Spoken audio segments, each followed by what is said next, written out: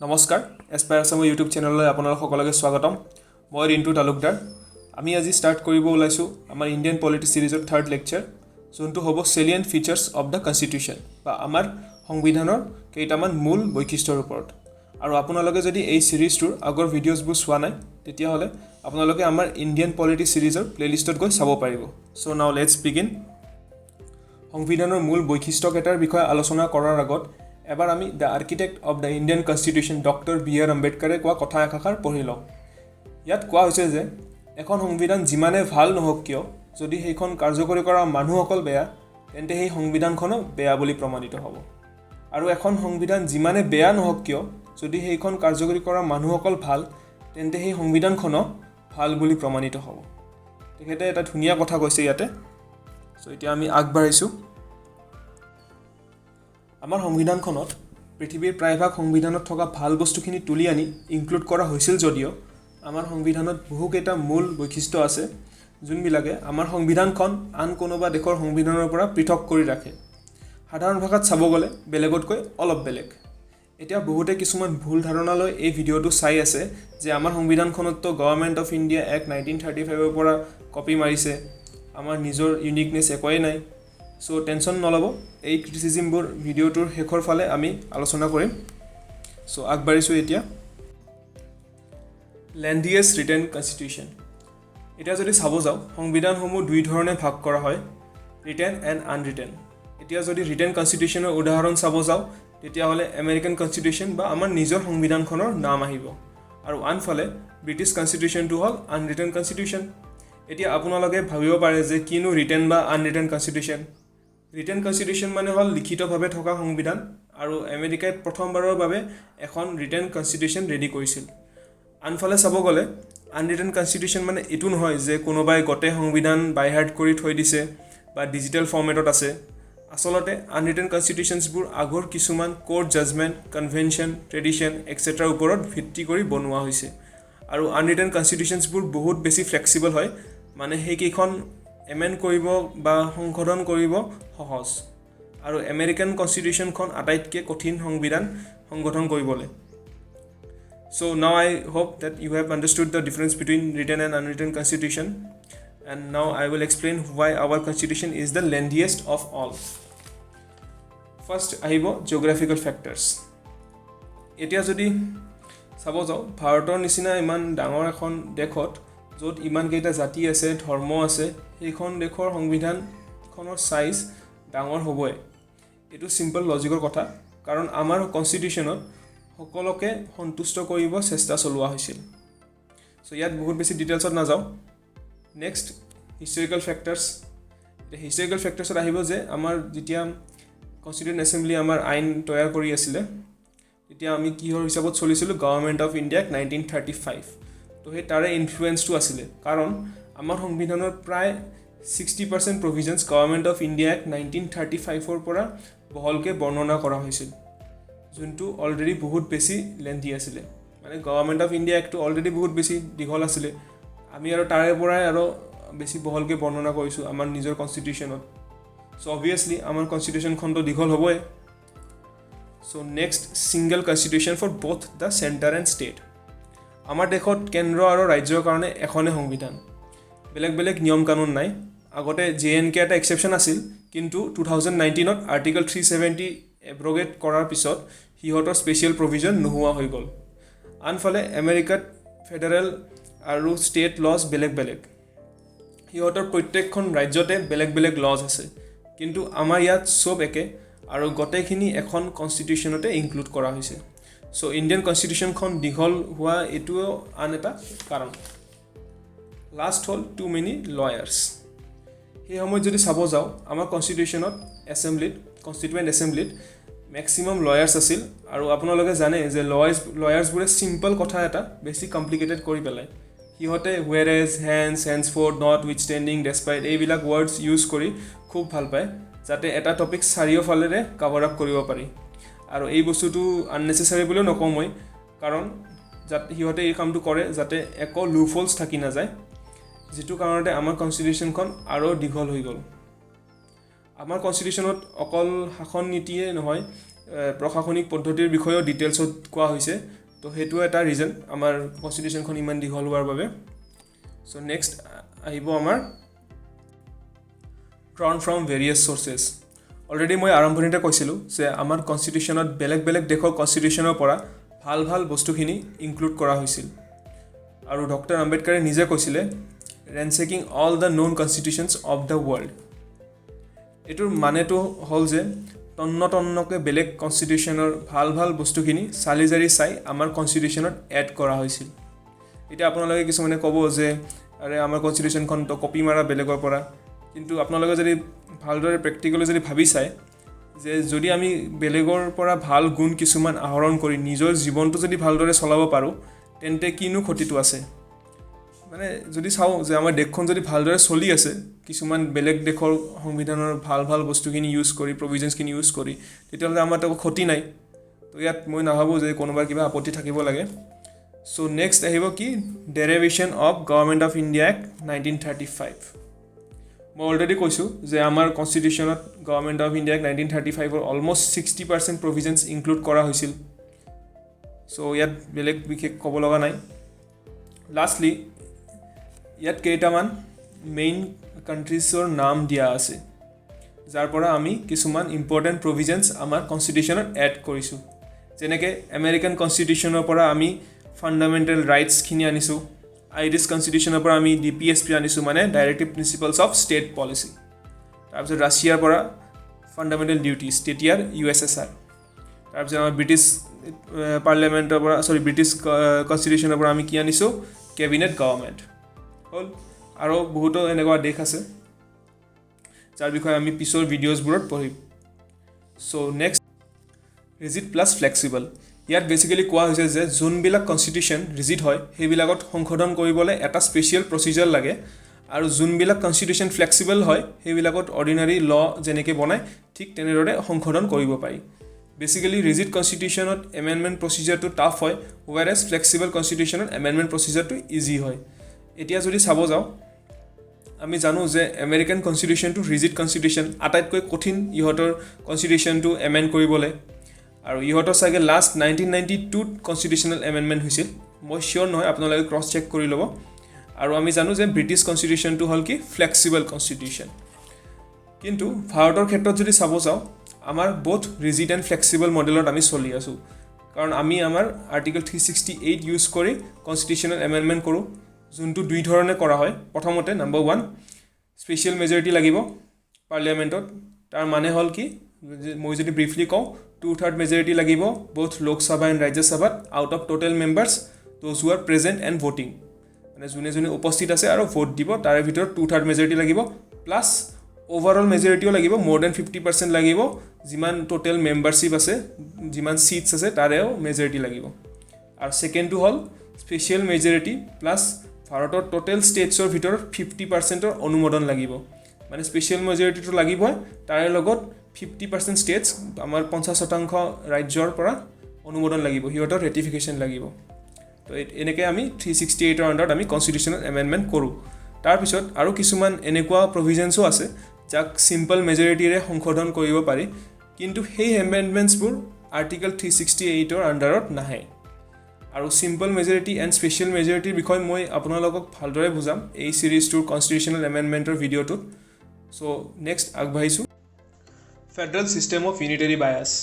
আমাৰ কনষ্টিটিউশ্যনে এটা যুক্তৰাষ্ট্ৰীয় ব্যৱস্থা স্থাপন কৰিছে বা federal system of government establish কৰিছে আৰু এই ছিষ্টেমটোৰ কেইটামান বৈশিষ্ট্য আছে যেনে টু গভৰ্ণমেণ্ট ডেট ইজ আমাৰ চেণ্ট্ৰেল এণ্ড ষ্টেট গভৰ্ণমেণ্ট আমাৰ কেন্দ্ৰৰ কাৰণে বেলেগ চৰকাৰ ৰাজ্যৰ কাৰণে বেলেগ চৰকাৰ বাইকেমেৰেলিজিম আমাৰ পাৰ্লিয়ামেণ্টৰ লোকসভা আৰু ৰাজ্যসভাৰ কথা কোৱা হৈছে আৰু এতিয়া অকল চেণ্ট্ৰেল লেভেল বাইকেমেৰেলিজিমৰহে কথা কোৱা হৈছে written constitution supremacy of constitution independent judiciary and division of powers that is 7th schedule তাত কোৱা হৈছে union list state list and concurrent লিষ্টৰ বিষয়ে আৰু ইয়াত বেলেগ অপশ্যন নাই এই গোটেইকেইটা ফেডাৰেল ফিচাৰ্ছ আপুনি বাহিৰ কৰিব লাগিব কাৰণ এইকেইটা গোটেই বহুত বেছি ইম্পৰ্টেণ্ট কিন্তু আনফালে আমি যদি চাব যাওঁ কেইটামান একক বা নন ফেডাৰেল ফিচাৰ্ছো আছে যেনে ষ্ট্ৰং চেণ্টাৰ এখন শক্তিশালী কেন্দ্ৰীয় চৰকাৰ ছিংগল কনষ্টিটিউশ্যন আমাৰ গোটেই দেশত এখনে সংবিধান আছে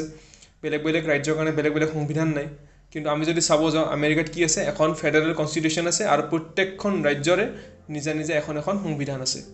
আমাৰ ইয়াতো জম্মু এণ্ড কাশ্মীৰত আছিল, কিন্তু 2019ত আৰ্টিকল 370 এব্ৰগেট কৰাৰ পিছত সিহঁতৰ সেই প্ৰভিজনটো নোহোৱা হৈ গ'ল। ছিংগল চিটিজেনশ্বিপ, এতিয়া আপুনি যদি ভাৰতীয় নাগৰিক, আমি যিহেতুকে ভাৰতীয় নাগৰিক, আমি বেলেগ এখন দেশৰ নাগৰিকত্ব ল'লে কি হৈ যাব, আমাৰ ভাৰতীয় নাগৰিকত্বটো কেঞ্চেল হৈ যাব অট'মেটিকেলি। আমি একেলগে দুখন দেশৰ নাগৰিকত্ব ল'ব নোৱাৰোঁ। Integrated judiciary, appointments of state governor by the centre, আমাৰ কেন্দ্ৰই কি কৰে, ৰাজ্যপালসমূহ এপইণ্ট কৰে ৰাজ্যত, ষ্টেটছবিলাকত, আৰু এইটো কাভাৰ হয় আৰ্টিকল 153ৰ পৰা 167ৰ ভিতৰত। তাৰপিছত আহিব AIS, অল ইণ্ডিয়া ছাৰ্ভিচেছ। আপোনালোকে হয়তো জানে Indian administrative service, Indian police service, Indian forest ছাৰ্ভিচৰ বিষয়ে, আৰু এই তিনিটা ছাৰ্ভিচে হ'ল অল ইণ্ডিয়া ছাৰ্ভিচেছৰ পাৰ্ট, আৰু এইটো কাভাৰ হয় আৰ্টিকল 312। তাৰপিছত আহিব ইমাৰ্জেঞ্চি প্ৰভিজনছ, ডেট ইজ তিনিটা ইমাৰ্জেঞ্চি প্ৰভিজনছ থাকে, সেইটো আমি এই ভিডিঅ'টো লেটাৰ পাৰ্টত ডিছকাছ কৰিম। ইয়াত জাষ্ট আৰ্টিকেলকেইটা জানি থৈ দিয়ক, আৰ্টিকল 352, 356 এণ্ড 360 হ'ল। আই হোপ এইখিনি আপোনালোকে ভালদৰে বুজি পাইছে। এতিয়া আপোনালোকৰ মনত হয়তো প্ৰশ্ন আহিব যে এই ফেডাৰেশ্যন ৱৰ্ডটোতো আমাৰ কনষ্টিটিউশ্যনত ক'তো মেনশ্যনে নাই, বৰঞ্চ আৰ্টিকেল 1ত কোৱা হৈছে যে ইউনিয়ন অফ ষ্টেটছ বুলি। হয়, আপোনালোকে যি ভাবিছে সেইটো শুদ্ধ, আপোনালোকে কাৰেক্টে ভাবিছে, কিন্তু আমি যদি ভালদৰে এনালাইচিছ কৰোঁ আমাৰ কনষ্টিটিউশ্যনেল প্ৰভিজনছখিনি, তাত আমি কি গম পাম, এই যিখিনি আমি ফেডাৰেল ফিচাৰ্ছ পঢ়িলোঁ, সেই ফেডাৰেল ফিচাৰ্ছখিনি আমাৰ কনষ্টিটিউশ্যনত আছে। এতিয়া আমি কেনেকৈ গম পালোঁ সেই ফেডাৰেল ফিচাৰ্ছ বুলি, যেতিয়া আমি এই ফিচাৰ্ছখিনি, এই টু গভৰ্ণমেণ্ট বা বাইকেমেৰেলিজম, এইবিলাক যেতিয়া আমি বেলেগ কোনোবা যুক্তৰাষ্ট্ৰীয় দেশৰ লগত তুলনা কৰোঁ বা সিহঁতৰ সংবিধানৰ লগত তুলনা কৰোঁ, তেতিয়া আমি কি পাওঁ, এই দুয়োটা বস্তু একে পাওঁ, মিল খায়। তো সেইটো কাৰণে আমি কি ক'ব পাৰোঁ যে আমাৰ ফেডাৰেল ফিচাৰ্ছ আছে। বেচিকেলি আমাৰ কনষ্টিটিউশ্যনটো কি ফেডাৰেল ষ্ট্ৰাকচাৰত নিৰ্মিত। এতিয়া এইটোও হয় যে আমাৰ ইণ্ডিয়ান ফেডাৰেশ্যনত আমাৰ ৰাজ্যবোৰে একো লিগেল এগ্ৰিমেণ্ট চাইন নকৰে আমাৰ ভাৰতৰ পাৰ্ট হৈ থাকিবৰ বাবে, বা আমাৰ ৰাজ্যবোৰৰ একো অধিকাৰো নাই ভাৰতৰ পৰা ছেপাৰেট হ'বৰ কাৰণে। কিন্তু আমি যদি আমেৰিকাৰ উদাহৰণ ল'ম, তাত কি হয়, তাতে ৰাজ্যবোৰে ফেডাৰেল গভৰ্ণমেণ্টৰ লগত এগ্ৰিমেণ্ট চাইন কৰি USAৰ পাৰ্ট হয়, আৰু সিহঁতে যদি বিচাৰে তেতিয়াহ'লে সিহঁতে USAৰ পৰা ছেপাৰেটো হ'ব পাৰে। হ'ল, এতিয়া আপোনালোকে হয়তো বুজি পাইছে যে ফেডাৰেল ছিষ্টেম উইথ ইউনিটাৰী বায়াছ কিয় কোৱা হৈছে। এতিয়া এজন প্ৰমিনেণ্ট স্কলাৰ আছিলে কেচি হুৱেৰ বুলি, তেখেতে কৈছিল যে India is a quasi federal state বা quasi federal country. Quasi federal মানে কি, আধা আধুৰা যুক্তৰাষ্ট্ৰ। আমি সম্পূৰ্ণৰূপে যুক্তৰাষ্ট্ৰ হ'ব নোৱাৰিলোঁ। বেচিকেলি আমাৰ যদি চাব যাওঁ হামাৰী আধুৰী কাহানী টাইপ। চ' ইয়াত এইখিনিয়ে আগবাঢ়িছোঁ। Parliamentary form of government. Indian কনষ্টিটিউশ্যনে ব্ৰিটিছ পাৰ্লিয়ামেণ্ট ছিষ্টেম অফ গভৰ্ণমেণ্টটো এডপ্ট কৰিলে, আৰু এই ছিষ্টেমটো বেছড হ'ল বিধানমণ্ডল আৰু কাৰ্যপালিকাৰ তালমেলৰ ওপৰত। ইয়াক ৱেষ্টমিনিষ্টাৰ মডেল বুলিও কোৱা হয় বা কেবিনেট গভৰ্ণমেণ্ট বুলিও কোৱা হয়। আৰু চেণ্টাৰ আৰু ষ্টেট দুয়োটাতে পাৰ্লিয়ামেণ্টাৰী গভৰ্ণমেণ্ট আছে ইণ্ডিয়াত। Next, presence of nominal and real executives. এতিয়া যদি নমিনেল মানেনো কি চাব যাওঁ, তেতিয়া নমিনেল মানে হ'ল নামমাত্ৰ, আৰু ইণ্ডিয়াৰ নমিনেল হেড হ'ল কাক কোৱা হয়, আমাৰ প্ৰেছিডেণ্টক। এণ্ড আমাৰ আচল কাৰ্যভাৰ কাৰ ওপৰত থাকে, সেইটো হ'ল আমাৰ প্ৰাইম মিনিষ্টাৰৰ ওপৰত থাকে। আমি প্ৰাইম মিনিষ্টাৰক ডিফেক্টো হেড বুলিও ক'ব পাৰোঁ। একচুৱেলি ৰিয়েল খিলাৰীটো হ'ল প্ৰাইম মিনিষ্টাৰ। হ'ল, তাৰপিছত নেক্সট দিয়া আছে মেজৰিটি পাৰ্টি ৰুল। তো অবভিয়াছলি যোনটো দলৰ বহুমত থাকিব সেই দলখনে চৰকাৰ গঠন কৰিব, তো বাকীবোৰে কান্দি থাকি লাভ নাই। So' next, collective responsibility of the executive to the legislature. মানে বেচিকেলি আৰ্টিকল 75 য'ত মেনশ্যন আছিলে চিংক অৰ ছুইম টুগেডাৰ। এই বস্তুখিনি আমি পাৰ্লিয়ামেণ্টাৰী চেপ্টাৰত প্ৰত্যেকটো প্ৰভিজন আমি ডিটেইলছত পঢ়িম, চ' ইয়াত বহুত বেছি ডিটেইলছত বুজাব যাই লাভ নাই। তাৰপিছত দিয়া আছে membership of the minister in the legislature, that is dual membership. তাৰপিছত leadership of the PM or CM। আমি সকলোৱে জানো যে আমাৰ চেণ্ট্ৰেল গভৰ্ণমেণ্টৰ লিডাৰশ্বিপ কোনে প্ৰভাইড কৰে, সেইটো হ'ল প্ৰাইম মিনিষ্টাৰ, আৰু ষ্টেট গভৰ্ণমেণ্টৰ লিডাৰশ্বিপ কোনে প্ৰভাইড কৰে, সেইটো হ'ল chief minister. Dissolution of the lower house বা লোকসভা বা এছেম্বলি। ষ্টেটত হ'লে এছেম্বলি, আমাৰ পাৰ্লিয়ামেণ্টত হ'লে লোকসভা। তো এই এটা ফিক্সড টাৰ্ম আছে, 5 বছৰৰ এটা ফিক্সড টাৰ্ম থাকে। তো সেই টাৰ্মটো কমপ্লিট নহওঁতেও কেতিয়াবা আমি সেই লোকসভাটো কি কৰিব পাৰোঁ, ডিজলিউট কৰি দিব পাৰোঁ। কেনেকৈ, ন' কনফিডেঞ্চ মোশ্যন দি, অপজিশ্যনে ন' কনফিডেঞ্চ মোশ্যন পাছ কৰি বৰ্তমানৰ চৰকাৰটো নোহোৱা কৰি দিব পাৰে। হয় নে নহয়? তাৰপিছত আৰু ৰি ইলেকশ্যন হ'ব, যেনেকৈ ৰিচেণ্টলি পাকিস্তানত হ'ল। আৰু এটা ইণ্টাৰেষ্টিং কথা, আজিলৈকে পাকিস্তানত কোনো এজন প্ৰধানমন্ত্ৰীয়ে নিজৰ সম্পূৰ্ণ 5 বছৰৰ কাৰ্যকাল সম্পূৰ্ণ কৰিব পৰা নাই। তো সিহঁতে নিজৰ কাৰ্যকালে সম্পূৰ্ণ কৰিব নোৱাৰে আৰু ডাঙৰ ডাঙৰ লেকচাৰ মাৰে। চ' ইয়াৰ লগত আৰু এটা কথা যে ৰাজ্যসভা কেতিয়াও ডিজলিউট নহয়। যেনেকৈ লোৱাৰ হাউচৰ বা লোকসভাৰ আমাৰ ফিক্সড টাৰ্ম থাকে 5 বছৰৰ, কিন্তু ৰাজ্যসভাৰ একো ফিক্সড টাৰ্ম নাথাকে। ৰাজ্যসভাৰ ইণ্ডিভিজুৱেলহে টাৰ্মহে থাকে, যে ইণ্ডিভিজুৱেল মেম্বাৰ এজনে 6 বছৰৰ কাৰণে ৰাজ্যসভাৰ মেম্বাৰ হ'ব পাৰে। কিন্তু এনেকুৱা নহয় যে 5 বছৰৰ পিছত গোটেই ৰাজ্যসভাখন ভংগ হৈ যাব, তেনেকুৱা একো নাই। চ' নেক্সট আগবাঢ়িছোঁ। Parliamentary sovereignty plus judicial supremacy. The doctrine of sovereignty of parliament is associated with the British parliament. Basically, British parliament হ'ল এটা sovereign body, আৰু সিহঁতে যিয়ে নিয়ম কানুন নবনাওক কিয় সিহঁতক কোনো একো প্ৰশ্ন কৰিব নোৱাৰে। সিহঁতৰ কোৰ্টে সিহঁতৰ পাৰ্লিয়ামেণ্টক প্ৰশ্ন সুধিব নোৱাৰে। কিন্তু আমেৰিকাত সেই বস্তুটো উল্টা, জুডিচিয়েল সুপ্ৰিমেচি আছে আমেৰিকাত। আমেৰিকাৰ লেজিছলেটৰবিলাকে যদি কিবা এটা নিয়ম বনায়, তো সিহঁতৰ কোৰ্টে চাই যে একচুৱেলি নিয়মটো ভেলিড হয় নে নহয়, এপ্ৰপ্ৰিয়েট হয় নে নহয়। যদি এপ্ৰপ্ৰিয়েট নহয়, তেনেহ'লে সিহঁতে সেইটো আনকনষ্টিটিউচনেল বুলি ডিক্লেয়াৰ কৰি দিব হ'ল। আৰু আমি যদি ইণ্ডিয়াৰ ক্ষেত্ৰত চাব যাওঁ, আমাৰ ইণ্ডিয়াত কি হয়, মিক্সচাৰ বুলি ক'ব পাৰি, চিনথেচিছ অফ পাৰ্লিয়ামেণ্টাৰী ছ'ভাৰেইনিটি এণ্ড জুডিচিয়েল সুপ্ৰিমেচি। দুয়োটাই আছে আমাৰ ইয়াত দুয়োটাই আছে। কাৰণ যিহেতুকে যদি কি হয়, আমাৰ সুপ্ৰিম কোৰ্টত তাতে জুডিচিয়েল ৰিভিউৰ পাৱাৰ আছে, ডেট ইজ আৰ্টিকল 13। ইয়াত মই লিখিব লাগিছিল কিন্তু পাহৰি গ'লোঁ, একো নাই, আৰ্টিকল 13।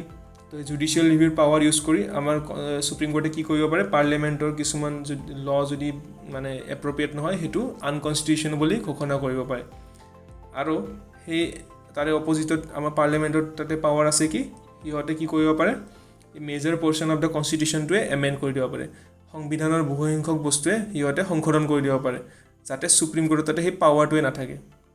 সেইটো হ'ল আল্টিমেটলি কি হ'ল, বেলেঞ্চত থৈ দিয়া নিচিনা হৈছে গোটেইখিনি বস্তু। তাৰপিছত আহিব কি, ইয়াত লিখা আছে due process of law versus procedure established by law. Procedure established by লটো হ'ল আমাৰ ইণ্ডিয়ান কনষ্টিটিউশ্যনৰ আৰ্টিকল 21। ডিউ প্ৰচেছ অফ লটো হ'ল আমেৰিকান কনষ্টিটিউশ্যনৰ 5th এমেণ্ডমেণ্ট। তো আমাৰ ইয়াত কি কোৱা হৈছে যে আমি অলৰেডি এটা ল ভাল বুলি ভাবি থৈ দিওঁ। এতিয়া আমি নাচাওঁ যে সেই লটোৱে ভাল হয় নে নহয়। তাৰপিছত আমেৰিকাত কি হয়, ডিউ প্ৰচেছ অফ ল, সিহঁতে লটো ইউজ কৰাৰ আগত প্ৰথমতে চাই যে লটো ভাল হয় নে নহয়। তো তাৰপিছত আমাৰ Maneka Gandhi versus union of India case 1978ত এইটো অলপ চেঞ্জ হ'ল, ব্ৰড হ'ল। এইটো আমি ডিটেইলছত ফাণ্ডামেণ্টেল ৰাইটছৰ চেপ্টাৰত পঢ়িম। চ' ইয়াত বেচিকেলি এইখিনিয়ে যে আমাৰ ইণ্ডিয়াত দুয়োটাৰে মিক্সচাৰ, একচুৱেলি আমাৰ পাৰ্লিয়ামেণ্টাৰী ছ'ভাৰেইনিটিও আছে প্লাছ জুডিচিয়েল সুপ্ৰিমেচিও আছে। ঠিক আছে, আমি আগবাঢ়িছোঁ এতিয়া। Integrated and independent judiciary. অলপ আগতে যেতিয়া আমি ফেডাৰেল ফিচাৰ্ছ আৰু ইউনিটাৰী ফিচাৰ্ছৰ বিষয়ে পঢ়ি আছিলোঁ, তেতিয়া আমি এই দুটা শব্দ পাইছিলোঁ। চ' এতিয়া প্ৰথমতে আমি ইণ্টিগ্ৰেটেড জুডিচিয়াৰীৰ বিষয়ে পঢ়িম। আমি যদি চাব যাওঁ, আমাৰ ইণ্ডিয়ান জুডিচিয়েল ছিষ্টেমত আমাৰ টপ মোষ্ট কোৰ্টটো হ'ল কি, সুপ্ৰিম কোৰ্ট, যাক আমি এপেক্স কোৰ্ট বুলিও কওঁ। তাৰপিছত আহে আমাৰ কি, হাই কোৰ্টছ, তাৰপিছত ডিষ্ট্ৰিক্ট কোৰ্টছ, তাৰপিছত আদাৰ লোৱাৰ কোৰ্টছ। ঠিক আছে, এই গোটেইকেইটা কোৰ্টতে আমাৰ কি হয়, ছেম ল এপ্লাই হয়, ছেম ল ইউজ হয়। আৰু it enforces both central as well as state laws. Central law pass কৰে, ইউজ কৰে, এপ্লাই কৰে, আৰু ষ্টেট ল ইউজ কৰে। কিন্তু আমি যদি আমেৰিকান ছিষ্টেমৰ লগত চাব যাওঁ, তাতে সিহঁতৰ ফেডাৰেল কোৰ্ট থাকে এখন, তাৰপিছত প্ৰত্যেকখন ৰাজ্যতে নিজৰ সংবিধান থাকে, নিজৰ কোৰ্ট থাকে, আৰু সেইখিনিত সিহঁতৰ কি বেলেগ বেলেগ ফেডাৰেল কোৰ্টত বেলেগ ল, সিহঁতৰ ৰাজ্য হিচাপত প্ৰত্যেকখন ৰাজ্যতে বেলেগ বেলেগ ল ইউজ হয়। ঠিক আছে, next supreme court, highest court of appeal. আপুনি যদি ইণ্ডিয়াৰ টপ মোষ্ট কোৰ্টত যাই এপিল কৰিব বিচাৰে, নিজৰ কেছটো এপিল কৰিব বিচাৰে, তেতিয়াহ'লে কি হ'ব, আপোনাৰ বেলেগ অপশ্যন নাই, আপুনি সুপ্ৰিম কোৰ্টতে যাব লাগিব। আৰু এইটো লিখা আছে ইয়াত কি, next guarantor of the fundamental rights. আমাৰ মৌলিক অধিকাৰৰ গেৰেণ্টাৰ কোন, সুপ্ৰিম কোৰ্ট। ঠিক আছে, যদি আমাৰ মৌলিক অধিকাৰৰ পৰা আমাক বঞ্চিত কৰিব ধৰে কোনোবাই, তেতিয়া সুপ্ৰিম কোৰ্টে আহিব আৰু আমাক ক'ব, টেনশ্যন মত ল, মে হু। চ' এইটো অলপ বেছি ফিল্মি হৈ গ'ল। So' next guardian of the constitution. আমাৰ কনষ্টিটিউশ্যনক কোনে গাৰ্ড কৰিব, সুপ্ৰিম কোৰ্ট। আচলতে সুপ্ৰিম কোৰ্টৰ দায়িত্ব কনষ্টিটিউশ্যনখন প্ৰটেক্ট কৰা, আৰু এইটো কেতিয়াবা এক্সামত আহিও যাব পাৰে, অলৰেডি আহিছে এক্সামত। চ' আমি এইখিনি পঢ়িলোঁ, আমাৰ ইণ্টিগ্ৰেটেড জুডিচিয়াৰীৰ বিষয়ে পঢ়িলোঁ। চ' এতিয়া আমি পঢ়িম ইণ্ডিপেণ্ডেণ্ট জুডিচিয়াৰী। এতিয়া স্বাধীনভাৱে ফাংচনিং কৰিব লাগিলে, একো পক্ষপাত নকৰাকৈ ভালদৰে ফাংচনিং কৰিবৰ কাৰণে সুপ্ৰিম কোৰ্টক কিছুমান ফেচিলিটি দিয়া হৈছে, যেনেকৈ security of tenure, fixed service conditions of all জাজেছ, all the expenses of the supreme court যিমানখিনি খৰচ হ'ব গোটেইখিনি কিহৰ পৰা ব্যয় হ'ব কনচলিডেটেড ফাণ্ড অফ ইণ্ডিয়াৰ পৰা যিমান চেলাৰী আছে এলাৱেঞ্চেছ আছে যিমান যি আছে চবখিনি তাৰ পৰা খৰচ হ'ব যাতে সিহঁতৰ সুপ্ৰিম কোৰ্টৰ জাজবোৰৰ কোনো কাৰো প্ৰতি কোনো দল বা চৰকাৰৰ প্ৰতি একো বায়াছনেছ নাথাকে হয় নহয় কিবা স্বাৰ্থ জড়িত হৈ থাকিলেহে বায়াছনেছ থাকিব যদি স্বাৰ্থই জড়িত হৈ নাথাকে তেতিয়া বায়াছনেছনো ক'ৰ পৰা আহিব চ' তেনেকুৱা কথা পৃথিৱীটোৱে স্বাৰ্থপৰ চ' নেক্সট ফাণ্ডামেণ্টেল ৰাইটছ অলৰেডি আমি পঢ়িছোঁ আগত যে আমাৰ ফাণ্ডামেণ্টেল ৰাইটছখিনি আমেৰিকান কনষ্টিটিউশ্যনৰ পৰা লোৱা হৈছিল কিন্তু আমি যদি চাব যাওঁ আমাৰ ইণ্ডিয়ান কনষ্টিটিউশ্যনৰ পাৰ্ট 3ত আছে ফাণ্ডামেণ্টেল ৰাইটছ আমাক 6টা ফাণ্ডামেণ্টেল ৰাইটছ দিয়া হৈছে আগতে 7টা আছিলে ৰাইট টু প্ৰপাৰ্টি যোনটো বৰ্তমান নাই এতিয়া আমি যদি চাব যাওঁ সেই 6টা ফাণ্ডামেণ্টেল ৰাইটছ কি আছিলে প্ৰথমটো হ'ল ৰাইট টু ইকুৱেলিটি যোনটো আৰ্টিকল 14 পৰা 18 লৈকে আছে right to freedom article 19 to 22 right against exploitation article 23 to 24 right to freedom and religion articles 25 to 28 তাৰপিছত cultural and educational rights article 29 to 30 lastly right to constitutional remedies article 32 so এতিয়া যদি মই আপোনালোকক প্ৰত্যেকটো fundamental ৰাইটছৰ বিষয়ে ডিটেইলছত বুজাব যাওঁ তেতিয়াহ'লে কি হ'ব জানে যদি আপুনি এই ভিডিঅ'টো ৰাতিপুৱা চাই আছে তেতিয়াহ'লে ৰাতি হ'ব আৰু এই ভিডিঅ'টো যদি আপুনি ৰাতি চাই আছে তেতিয়াহ'লে ৰাতিপুৱা হৈ যাব চ' ইয়াত এই ভিডিঅ'টোত আমি ফাণ্ডামেণ্টেল ৰাইটছখিনি ডিটেইলছত ডিছকাছ নকৰোঁ কাৰণ আমাৰ এই ছিৰিজতে ফাণ্ডামেণ্টেল ৰাইটছৰ ভিডিঅ' আহিব তো তেতিয়া আমি গোটেইখিনি বস্তু ভালদৰে আলোচনা কৰিম আৰু ইয়াত উদ্দেশ্যটো কি আছিল ফাণ্ডামেণ্টেল ৰাইটছৰ আমাৰ কনষ্টিটিউশ্যনত ইনক্লুড কৰাৰ পলিটিকেল ডেম'ক্ৰেচি যাতে আমি পলিটিকেল ডেম'ক্ৰেচি প্ৰমোট কৰিব পাৰোঁ তাৰপিছত সেই বস্তুটো কি জাষ্টিচিয়েবল ইন নেচাৰ লিগেলি এনফৰ্চেবল যদি কোনোবাই কিবা ফাণ্ডামেণ্টেল ৰাইটছৰ এগেইনষ্টত কিবা কয় তেতিয়া কি হ'ব ইহঁতৰ ওপৰত কেছো হৈ যায় আমাৰ ফাণ্ডামেণ্টেল ৰাইটছ প্ৰটেক্ট কৰিবৰ কাৰণে সুপ্ৰিম কোৰ্টে কি ইছ্যু কৰিব পাৰে ৰিটছো ইছ্যু কৰিব পাৰে যেনেকৈ আপোনালোকে শুনি থাকে কেতিয়াবা ফিল্মতো শুনে দৃশ্যম মুভিখনতো আছিলে এইটো ৱৰ্ডটো হেভিয়াছ কৰ্পাছ মেণ্ডামাছ তো আৰু কেইটামান আছে তো সেইখিনি বিষয়ে আমি ডিটেইলছত আলোচনা নকৰোঁ এতিয়া লাষ্টত লিখা আছে নট এবছলুট এতিয়া এইটো মানে কি যে আমাৰ ফাণ্ডামেণ্টেল ৰাইটছখিনি এনেকুৱা নহয় যে কোনেও সেই ফাণ্ডামেণ্টেল ৰাইটছখিনি মানে চেঞ্জ কৰিব নোৱাৰে বা নোহোৱা কৰিব নোৱাৰে কোনোবা চৰকাৰে ইচ্ছা কৰিলে কিছুমান ইয়াতে চেঞ্জেছ আনিবও পাৰে প্লাছ একেবাৰে কিছুমান বস্তু নোহোৱা কৰি পেলাব পাৰে যেনে ৰাইট টু প্ৰপাৰ্টি আছিলে হয় নহয় কিন্তু ৰাইট টু প্ৰপাৰ্টিটোতো নোহোৱা কৰি পেলালে আগতে আমাৰ 7টা আছিলে এতিয়া 6টা তো আল্টিমেটলি কি হ'ল এইটো নট এবছলুট মানে চেঞ্জ কৰিব পাৰি আৰু ইমাৰ্জেঞ্চিৰ সময়তো আমাৰ ফাণ্ডামেণ্টেল ৰাইটছখিনি কি হৈ যায় ডিছমিছ কৰি দিয়ে অকল আমাৰ তাতে আৰ্টিকল 20 আৰু 21ৰ ৰাইটছটো থাকি যায় বাকী যিমানকেইটা ফাণ্ডামেণ্টেল ৰাইটছ থাকে ইমাৰ্জেঞ্চি সময়ত চবখিনি ডিছমিছ কৰা হয় ঠিক আছে ইয়াত বহুত বেছি ডিটেইলছত বুজাব লগা নাই এতিয়া আজি জাষ্ট আমি চেলিয়েণ্ট ফিচাৰ্ছখিনিহে চাই আছোঁ পিছত লাষ্টত এই গোটেইকেইটা টপিক্সৰ ওপৰতে ডিটেইলছ ভিডিঅ' আহি থাকিব চ' নেক্সট আমি আগবাঢ়িছোঁ directive principles of state policy আমি অলৰেডি পঢ়িছোঁ যে ডাইৰেক্টিভ প্ৰিন্সিপলছ অফ ষ্টেট পলিচিটো আইৰিছ কনষ্টিটিউশ্যনৰ পৰা অনা হৈছিল আৰু এইটো আমাৰ ইণ্ডিয়ান কনষ্টিটিউশ্যনত পাৰ্ট 4ত ইনক্লুড কৰা হৈছে আৰু এইটো মেইনলি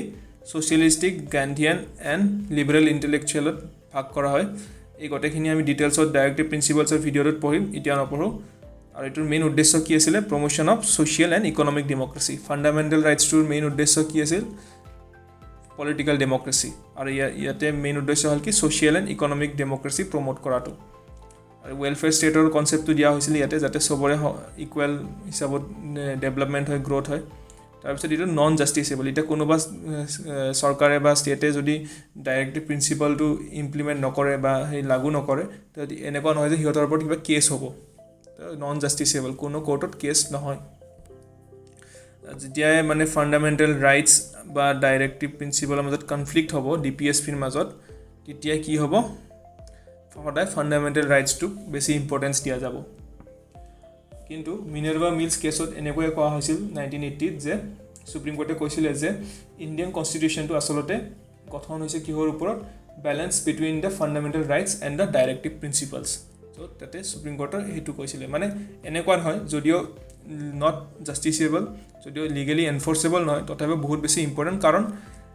এই ডাইৰেক্টিভ প্ৰিন্সিপলত লেখা থকা বস্তুখিনিয়ে আমাৰ গভৰ্ণমেণ্টক এটা ৰোড মেপ দি দিয়ে যে কি ধৰণে কিহৰ ওপৰত লজবোৰ আনিব লাগে আৰু এই বস্তুটো তেতিয়া নন জাষ্টিচেবল এই কাৰণে ৰাখিছিলে যেতিয়া আমাৰ কনষ্টিটিউশ্যনখন বনাইছিল কাৰণ সেই সময়ত ইণ্ডিয়া এখন কি আছিলে আমাৰ GDP বহুত কম আছিলে এখন গৰীব দেশ আছিলে তো ইয়াত যিখিনি কথা কোৱা আছিল সেইখিনি কি হ'ল ফিউচাৰ গভৰ্ণমেণ্টৰ ওপৰত দায়িত্বটো দিয়া হৈছিলে এনেকৈ ভাবি থৈছিলে যে ফিউচাৰত যিবিলাক ভাল গভৰ্ণমেণ্ট আহিব তেতিয়া সিহঁতে এই বস্তুখিনিৰ পৰা ইমপ্লিমেণ্ট কৰি ৰুলছ বনাব, যেনেকৈ ডাইৰেক্টিভ প্ৰিন্সিপালত আমাৰ পঞ্চায়তী ৰাজৰ কথা কোৱা হৈছিল, ডাইৰেক্টিভ প্ৰিন্সিপাল আমাৰ গান্ধীয়ান ফিলচফিৰ আণ্ডাৰত। কিন্তু আমি জানো লাষ্টত কি হ'ল, সেই পঞ্চায়তী ৰাজটো কি কনষ্টিটিউশ্যনেলি ৰিকগনাইজ হ'ল 73rd এমেণ্ডমেণ্ট এক্টত, হয় নে নহয় 1992ত। তো তেনেকুৱা তো সেই বস্তুটো ফিউচাৰত যদি গভৰ্ণমেণ্টৰ ফেইথৰ ওপৰত আছে, যে গভৰ্ণমেণ্টে যদি ভাবে যে ইয়াৰে ভাল বস্তুখিনি আমি লিগেলি এনফৰ্চেবল বনাম, তেতিয়াহ'লে সিহঁতে বনাব পাৰে। কিন্তু আৰম্ভণিতে আমাৰ ইণ্ডিয়া ৰাইট আফটাৰ ইণ্ডিপেণ্ডেঞ্চ সিমান বেছি কি আছিল, কেপেবল নাছিল, ফাইনেন্সিয়েলিও নাছিল বা ৰিচোৰ্চ নাছিল। তো সেইটোৰ কাৰণে কি কৰা হ'ল, এইখিনি বস্তু জাষ্ট এজ এ আইডিয়া বা ছাজেশ্যন হিচাপত ৰাখি থোৱা হৈছিল। চ' আই হোপ আপোনালোকে এইটো ইম্পৰ্টেঞ্চটো বুজি পাইছে। চ' নেক্সট আমি আগবাঢ়িছোঁ ফাণ্ডামেণ্টেল ডিউটিছ। ফাণ্ডামেণ্টেল ডিউটিছখিনি আমাক ক'ৰ পৰা লোৱা হৈছিলে, ৰাছিয়ান কনষ্টিটিউশ্যনৰ পৰা, ডেট ইজ তেতিয়াৰ USSR। আৰু আমি যদি চাব যাওঁ আমাৰ ইণ্ডিয়ান কনষ্টিটিউশ্যনত আমি এইটো বস্তুটো পাম ক'ত, পাৰ্ট 4A অফ দ্য কনষ্টিটিউশ্যনত। আৰু তাতে এটাই আৰ্টিকেল আছে, আৰ্টিকেল 51A। আৰু এই বস্তুটো এনেকুৱা নহয় যে আমাৰ কনষ্টিটিউশ্যনৰ আৰম্ভণিতে এই বস্তুটো আছিলে, এইটো পিছত এড কৰা হৈছিলে, that is 42nd constitutional amendment act 1976ত। আৰু ইয়াত টোটেল 11টা ফাণ্ডামেণ্টেল ডিউটিছ আছিল। আৰু এই ফাণ্ডামেণ্টেল ডিউটিছখিনিৰ ইম্পৰ্টেঞ্চ কি জানে, যে আমি মানুহবোৰৰ স্বভাৱ কি, আমি মজা লৈ ভাল পাওঁ, আমাৰ ফাণ্ডামেণ্টেল ৰাইটছ আছে, আমি বিন্দাছ এনজয় কৰি আছোঁ, মজা কৰি আছোঁ। কিন্তু এই ফাণ্ডামেণ্টেল ডিউটিছখিনি এজ এ ৰিমাইণ্ডাৰ কামত আহে, আমাক বুজায় যে অকল মজা কৰি থাকিলে নহ'ব, অকল মজা লৈ থাকিলে নহ'ব, দেশৰ প্ৰতি আমাৰ দায়িত্ব আছে। কিন্তু এই বস্তুখিনি কি নন জাষ্টিচেবল, একে ডাইৰেক্টিভ প্ৰিন্সিপালৰ নিচিনা, যদি আপুনি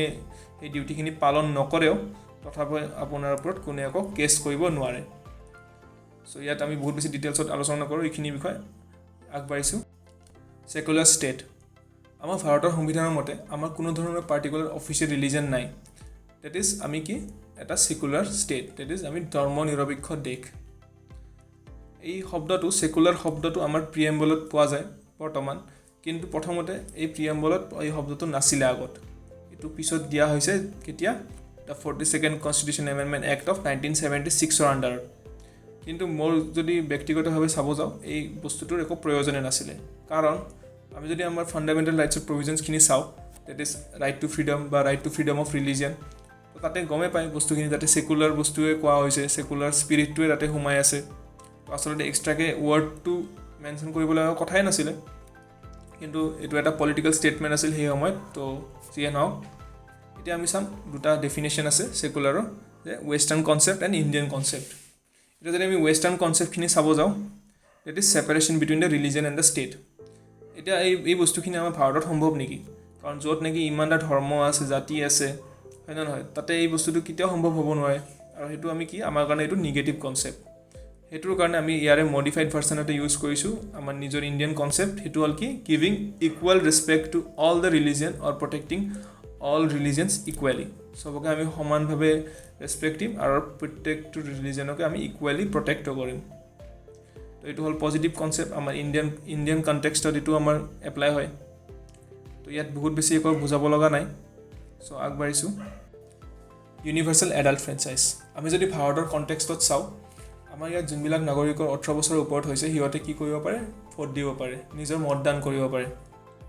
আগতে সেই বয়সটো অকণমান বেছি আছিলে, 21 ইয়াৰ্ছ আছিলে, কিন্তু 1989ত সেই বয়সটো ৰিডিউচ কৰি কি কৰা হ'ল, 18 ইয়াৰ্ছ কৰা হ'ল under 61st constitution amendment act of 1988।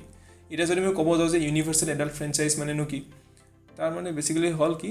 আমি কাকো জাতিৰ নামত ধৰ্মৰ নামত ভিত্তি কৰি ভোট দিয়াৰ পৰা আমি বঞ্চিত কৰিব নোৱাৰোঁ,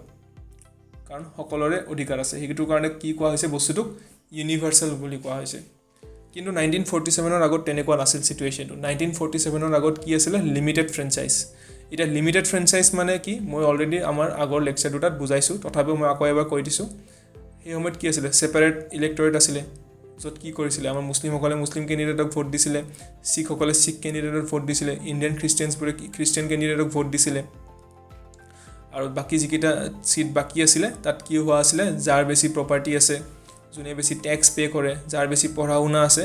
অকল সিহঁতকে কি কৰা আছিলে, ভোটিং ৰাইটছ আছিলে, ব্ৰিটিছে ভোটিং ৰাইটছ দিছিল। সেইটোৰ কাৰণে কি কোৱা হৈছিল, লিমিটেড ফ্ৰেঞ্চাইজ, কাৰণ সকলো ৰাইজৰ তাতে বা পাব্লিকৰ তাতে এইটো ৰাইটটো নাছিলে। কিন্তু ইণ্ডিয়াত বৰ্তমান তেনেকুৱা নহয়। এতিয়া আমি চাব লাগিব যে এইটো বোল্ড এক্সপেৰিমেণ্ট বুলি কিয় কোৱা হৈছিল। আচলতে সেই সময়ত আমাৰ ইণ্ডিয়াৰ লিটাৰেচি ৰেট আছিল অনলি 6% আৰু 6% লিটাৰেচি ৰেটৰ কাণ্ট্ৰি এখনত চবকে যদি আমি ভোটিং ৰাইটছ দি দিওঁ তো অবভিয়াছলি সেইটো এটা বল্ড ষ্টেপ বুলিয়ে কোৱা হ'ব আৰু বহুতে ঠাট্টা দিছিলে যে ইমান কম লিটাৰেচি ৰেটৰ দেশ এখননো কেনেকৈ চলাব হ'ব ডেম'ক্ৰেচি কিন্তু আমি যদি চাব যাওঁ আজিলৈকে আমাৰ ডেম'ক্ৰেচি ভালদৰে চলি আছে আৰু ইন ফিউচাৰো থাকিব এতিয়া আজি আপুনি বা মই 2022ত এই বস্তুটো ৰিলেট কৰিব নোৱাৰিম যে ইউনিভাৰ্চেল এডাল্ট ফ্ৰেঞ্চাইজৰ ইম্পৰ্টেঞ্চ কি কিন্তু আমি যদি 1951ৰ কথা ভাবোঁ যেতিয়া আমাৰ ফাৰ্ষ্ট জেনেৰেল ইলেকশ্যন হৈছিলে তেতিয়াৰ কথা এবাৰ আমি চাব লাগিব সেই সময়ত কি আছিলে আমাৰ ডিছক্ৰিমিনেশ্যন হোৱা আছিলে কাষ্ট বেছ ডিছক্ৰিমিনেশ্যন হৈছিলে ৰিলিজনৰ ওপৰত ডিছক্ৰিমিনেশ্যন হৈছিলে সেই সময়ত যিবিলাক আমাৰ SC ST কমিউনিটিৰ মানুহ আছিলে সিহঁতৰ ওপৰত বহুত বেছি ডিছক্ৰিমিনেশ্যন হৈছিলে আনটাচেবিলিটি আছিলে ছুৱাছুত আছিলে হয় নে নহয় তো এই 1951 ইলেকশ্যনত যেতিয়া ইউনিভাৰ্চিটি এডাল্ট ফ্ৰেঞ্চাইজ দিছিলে তো সেই সময়তে কি হৈছিলে প্ৰথমবাৰৰ ভাৱে সেই SC ST upper class Hindu যিমান আছে কি হ'ল পলিটিকেল চব ইকুৱেল হৈ গ'ল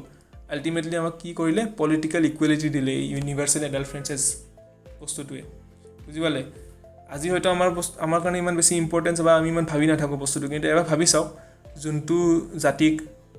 হাজাৰ হাজাৰ বছৰ ধৰি কি কৰা হৈছিলে এক্সপ্লইট কৰা হৈছিলে ডিছক্ৰিমিনেট কৰা হৈছিলে যদি সেই জাতিৰ সেই কমিউনিটিৰ মানুহখিনি যদি এটা অধিকাৰ পায় এটলিষ্ট ক'ব পাৰে যে এটলিষ্ট পলিটিকেলি আমি চবেই ইকুৱেল ইকনমিকেল কণ্ডিশ্যনৰ বিষয়ে মই ক'ব নাযাওঁ তো এটলিষ্ট পলিটিকেলি আমি এটা কি সুযোগ পাইছোঁ যে আমি ইকুৱেল হয় নে নহয় যিমানে ধনী হওক বা যিমানে গৰীব হওক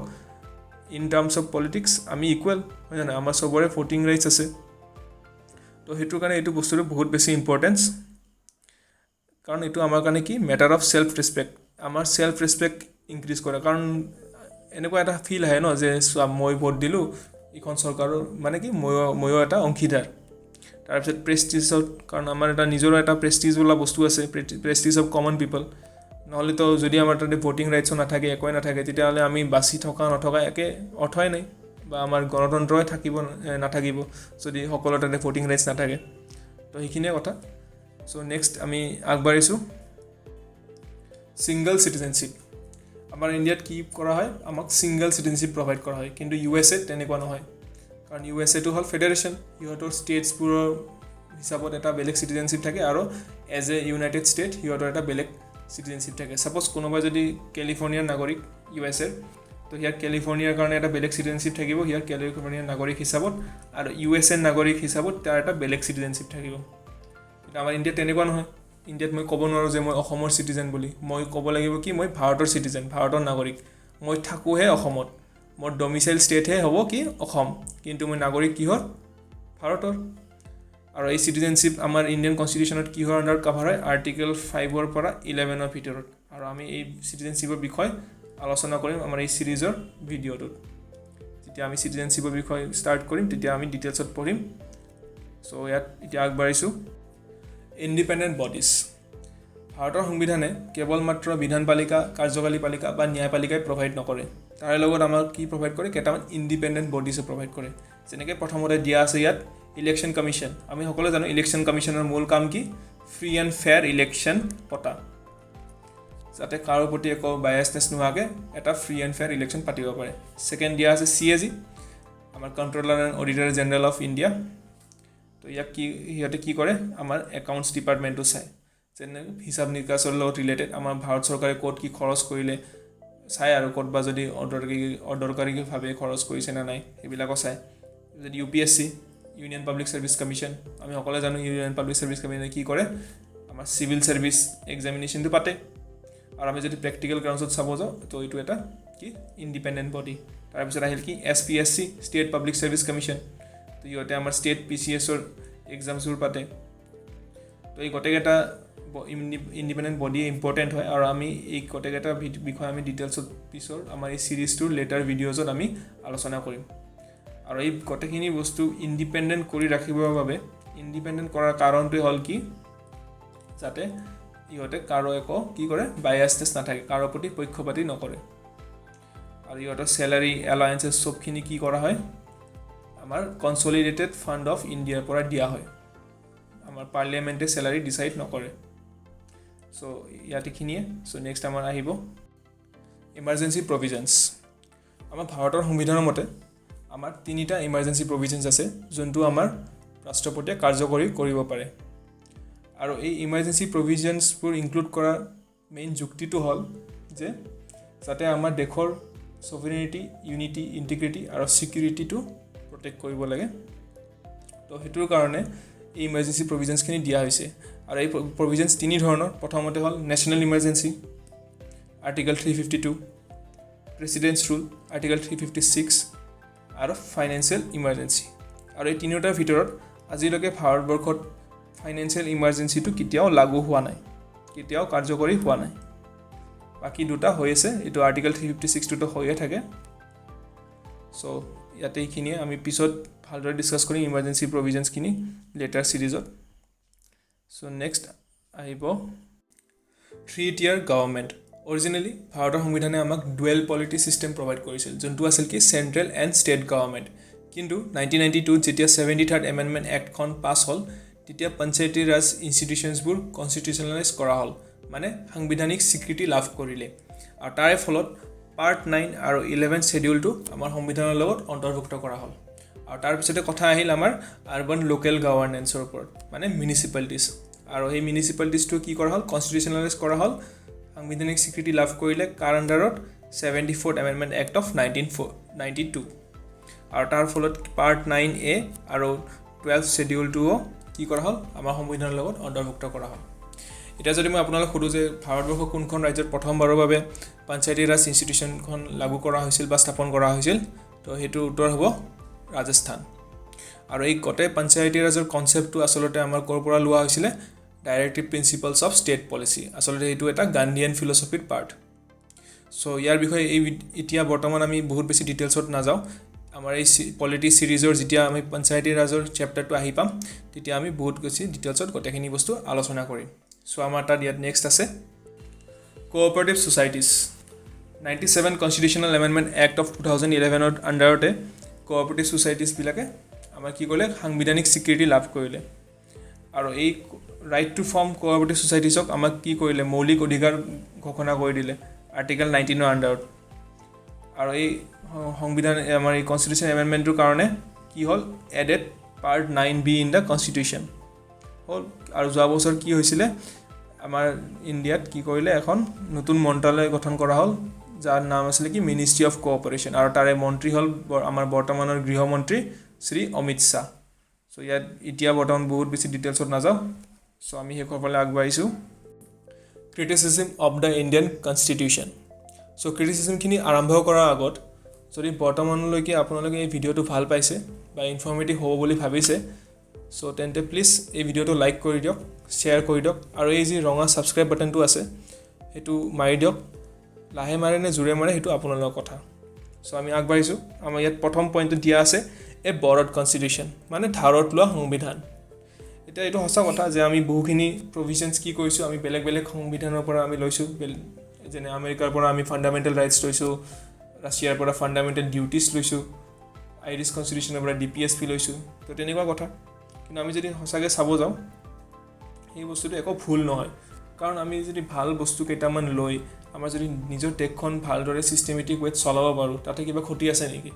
সেইটো লগা হ'লে ধাৰতে লোৱা হওক কিন্তু ক্ষতিটো নাই তো এইখিনি এইটো ক্ৰিটিচিজম বুলি কি ক'ম আৰু এইটো ক্ৰিটিচিজম বুলি ক'ব নোৱাৰি সো নেক্সট দিয়া আছে a carbon copy of the 1935 act হয় আমাৰ 60% বস্তু কি হ'ল 1935ৰ পৰা লোৱা হৈছিল কিন্তু আমি যদি চাব যাওঁ আসলতে গভৰ্ণমেণ্ট অফ ইণ্ডিয়া এক্ট 1935টো বনাইছিল কাৰ কাৰণে ইণ্ডিয়াৰ কাৰণে বনাইছিল জিম্বাবৱেৰ কাৰণেতো বনোৱা নাই তো যদি ইণ্ডিয়াৰ কাৰণে বনাইছিলে তো তেতিয়াহ'লে অবভিয়াছলি ইণ্ডিয়াৰ কাৰণে এপ্লিকেবল হ'বই গোটেই সম্পূৰ্ণ এপ্লিকেবল নহ'লেও এটলিষ্ট অলপটো কিবা এপ্লিকেবল হ'ব তো ইহঁতে কি কৰিছিল আমাৰ কনষ্টিটিউশ্যনৰ ফ্ৰেমাৰ্ছবোৰে কি কৰিছিল আমাৰ সংবিধানৰ নিৰ্মাতাসকলে কি কৰিছিল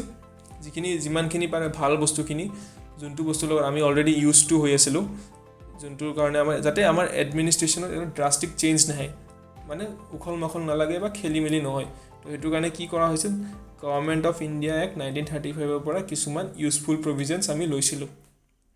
সো এতিয়া কপি বুলি ডাইৰেক্ট ক'ব নোৱাৰি থাৰ্ড এণ্ড আন ইণ্ডিয়ান এণ্ড এণ্টি ইণ্ডিয়ান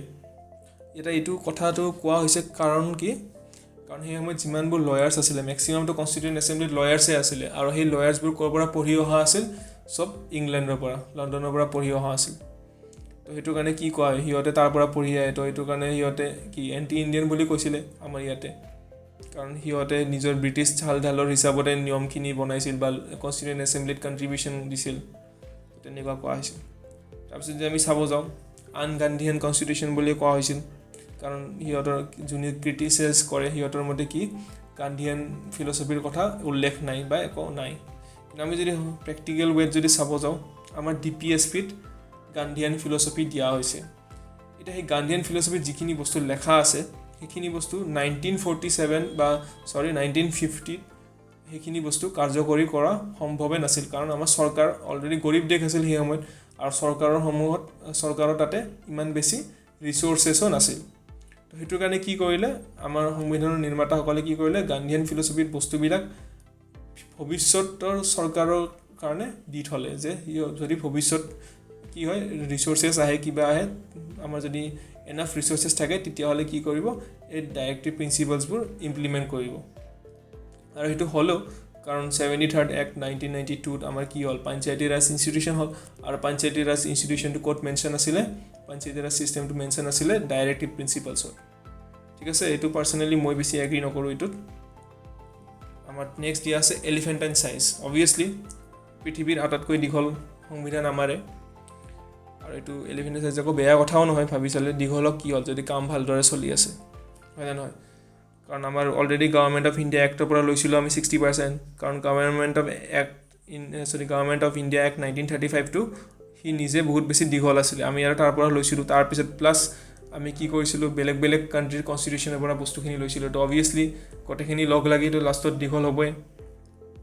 ইয়াতে কোৱা হৈছে পেৰাডাইজ অফ লয়াৰ্ছ কাৰণটো কি মেক্সিমাম লয়াৰ্ছ আছিলে মই অলপ আগতে এইমাত্ৰ ক'লোঁ যে কনষ্টিটিউণ্ট এছেম্বলিত মেক্সিমাম লয়াৰ্ছ আছিলে আৰু সেই লয়াৰ্ছবোৰে কি কৰে এটা স্বভাৱ আছে লয়াৰ্ছবোৰৰ চব বস্তু সিহঁতে কমপ্লিকেটেড কৰি পেলায় তো সাধাৰণ লেংগুৱেজৰ কথাবিলাক সিহঁতে টাফ লেংগুৱেজ কৰি দিয়ে যাতে সাধাৰণ মানে বুজিবই নোৱাৰে পিছত সেইকাৰণে কি কোৱা হৈছিলে সাধাৰণ যিবিলাক ক্ৰিটিক্স আছিলে সিহঁতে কি কৈছিলে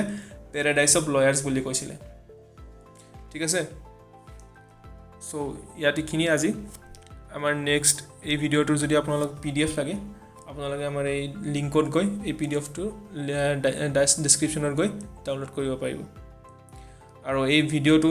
আজিৰ লেকচাৰটো আৰু লাষ্ট দুদিনৰ যিবিলাক আগৰ লেকচাৰ দুটা আছিলে আচলতে এইখিনি আমাৰ কি আছিলে ইণ্ডিয়ান পলিটিৰ ট্ৰেইলাৰহে চলি আছিল পিকচাৰ আহি বাকীহে আৰু পিকচাৰ মেইন আৰম্ভ হ'ব কেতিয়া যেতিয়া আমি ভাৰতৰ প্ৰিএম্বলৰ বিষয়ে পঢ়িম আমাৰ নেক্সট ভিডিঅ'টোত so' that's all for today thank you happy learning